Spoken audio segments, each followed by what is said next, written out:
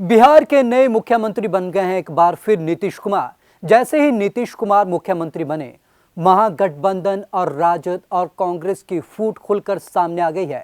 राजद नेता शिवानंद तिवारी ने कांग्रेस हाईकमान पर तीखे और बड़े तल्ख सवाल किए हैं। क्या है पूरी रिपोर्ट, चलिए आपको दिखाते हैं। राजद कांग्रेस की अजब मजबूरी। 22 सालों में बिहार में 8 बार आए एक साथ, 4 बार आपस में एक दूसरे से लड़े, चुनाव के बाद हमेशा साथ ही रहे।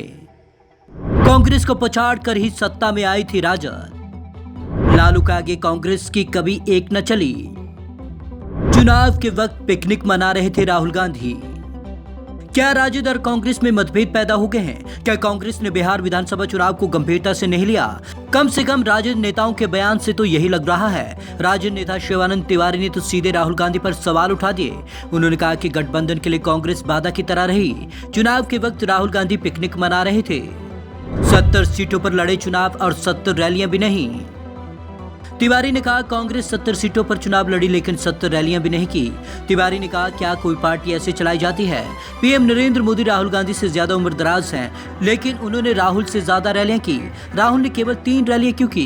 दरअसल इस बार के चुनाव में राजद तेजस्वी की ताजपोशी की तैयारी कर रही थी। ऐसे में जब रिजल्ट डिक्लेयर हुआ तो महागठबंधन बहुमत से चंद कदम दूर रह गया और अब इसका ठिकरा कांग्रेस पर फोड़ा जा रहा है। आगे इसका असर गठबंधन पर होगा या नहीं ये तो वक्त बताएगा, लेकिन बिहार में कांग्रेस और राजद के बीच गठबंधन का ये खेल कोई नया नहीं है। जब से राजद की एंट्री हुई तब से दोनों के बीच मिलने बिछुड़ने का दौर चलता रहा है। राजद कांग्रेस की अदावत कोई नई बात नहीं। दोनों के गठबंधन को समझने के लिए 31 साल पहले जाना होगा। 1989 के अंत में भागलपुर में दंगा हुआ, सैकड़ों जाने गई। तब राज्य में कांग्रेस की सरकार थी। लालू यादव ने मुस्लिम कार्ड खेला और दंगों के लिए कांग्रेस को जिम्मेदार ठहराया। इसके बाद 1990 में विधानसभा चुनाव हुआ। कांग्रेस यह चुनाव हार गई। जनता पार्टी जो नई बनी थी उसे बहुमत मिला और मुख्यमंत्री बने लालू यादव। सीएम बनते लालू ने मंडल आयोग की सिफारिशों को लागू कर दिया। इस तरह बिहार की राजनीति में एक नए समीकरण मुस्लिम और यादव की एंट्री हुई और यहीं से बिहार में कांग्रेस के पतन का दौर शुरू हुआ और कांग्रेस बेचारा बन गई।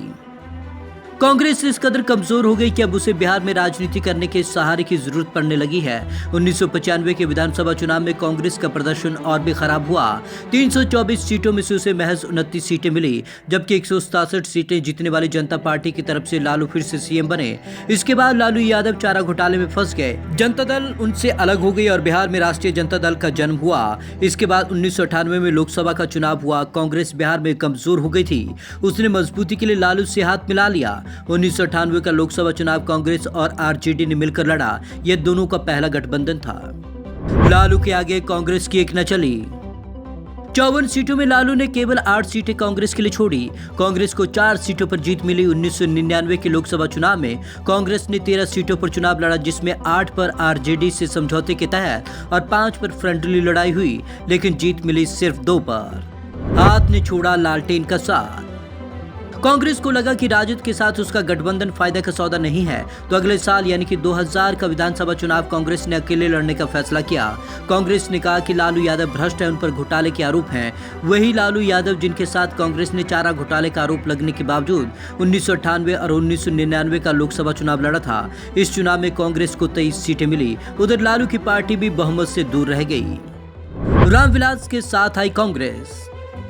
2004 का लोकसभा चुनाव कांग्रेस ने राजद के साथ लड़ा। इस बार रामविलास पासवान के रूप में एक और नए साथी की गठबंधन में एंट्री हुई। इस चुनाव में कांग्रेस को 4 सीटें मिली। केंद्र में कांग्रेस की सरकार बनी। लालू रामविलास मंत्री बने। इसके बाद फरवरी 2005 में विधानसभा का चुनाव हुआ। कांग्रेस फिर से राजद से अलग हो गई और लोजपा के साथ मैदान में उतरी। इस बार किसी भी दल को बहुमत नहीं मिला।